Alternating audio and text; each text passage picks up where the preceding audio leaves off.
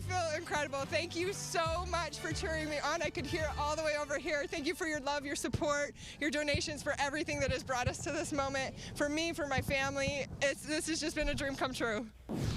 What a great way to end the day, huh? The road to Olympic glory for Eagle Mountain's Noelle Pikus-Pace started with a broken leg after she was hit by a runaway sled. You remember that, trying to qualify for the 2006 Torino Games. Then she finished a gut-wrenching 4th place in Vancouver, a fraction out of a medal.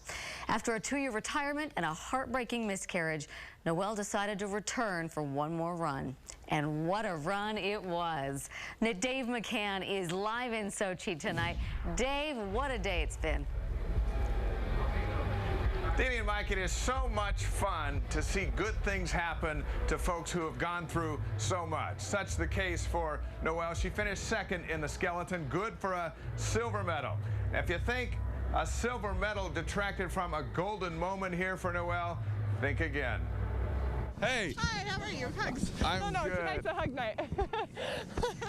On behalf of KSL, let me be the first from Utah to congratulate you. Thanks. Thank you, Utah. Woo! Thanks so much. What's going through your mind? Oh, wow. I feel incredible. Thank you so much for cheering me on. I could hear it all the way over here. Thank you for your love, your support, your donations, for everything that has brought us to this moment. For me, for my family, this has just been a dream come true. When you started that last run, you were so close to a medal. What was going through your mind? Don't mess up, no. Honestly, I just wanted to fix curve 5 and curve 11, and then as I stood at that line, a thought went through my head and it said, this is my last run. This is it. This is it. So I just wanted to lay it down, have fun, and give it my best. And when I crossed that finish line, I actually made a couple mistakes down the track, and I'm like, oh, shoot. I just hope it says the number 2 by my name. And number 2, I'd be thrilled with a bronze, you know? I'd be thrilled. And then when I saw number 1, I just lost it. And I just jumped over the railing and just trying to hug everybody. I think the British families were right there, and I was trying to hug them, and they're like, ah. So it was fun. What do you anticipate that medal ceremony feeling like tomorrow night? You know, it's hard to say. I didn't expect myself to jump up over the stands there, so it's a moment that I have definitely dreamt about for years and years and years. And many days since Vancouver, coming out 4th by a 1/10 of a second, you think about those things quite often, knowing that you barely missed that podium in that moment, to see your flag waving.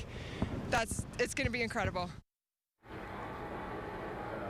As we finished that interview, fireworks filled the air behind us. It was a magical moment for Noelle and an incredible evening for the entire family. Now, as for the woman who beat Pikus-Pace, here's what she had to say about her Utah rival.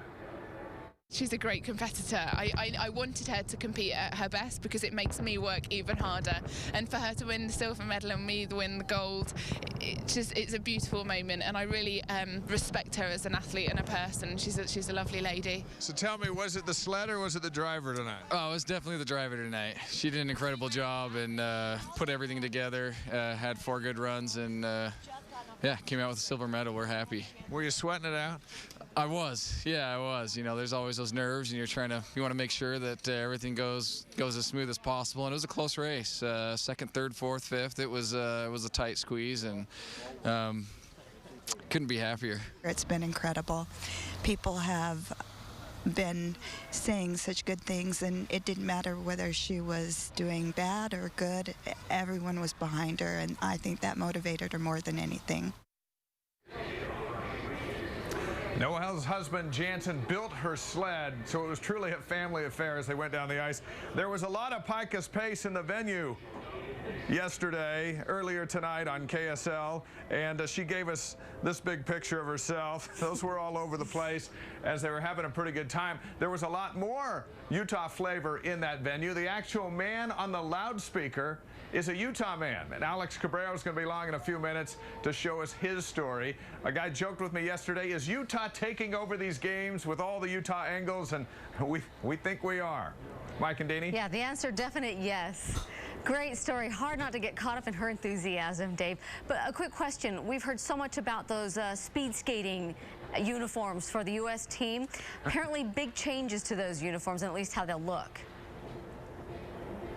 Oh, yeah. You know, the Lockheed Martin guys helped build these stealth suits, and they have worked so well that no one has seen the skating team since they got here, including on the medal stand. And so after 6 events of no better finish than 6th place, the U.S. team goes, you know what? We're taking these uniforms off and we're putting our old ones back on, and they will be on display on Saturday as the Americans get back on the ice.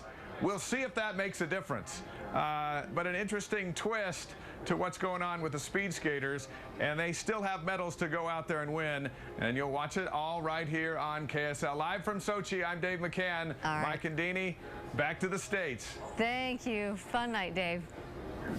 All right, switching gears here for a moment. Big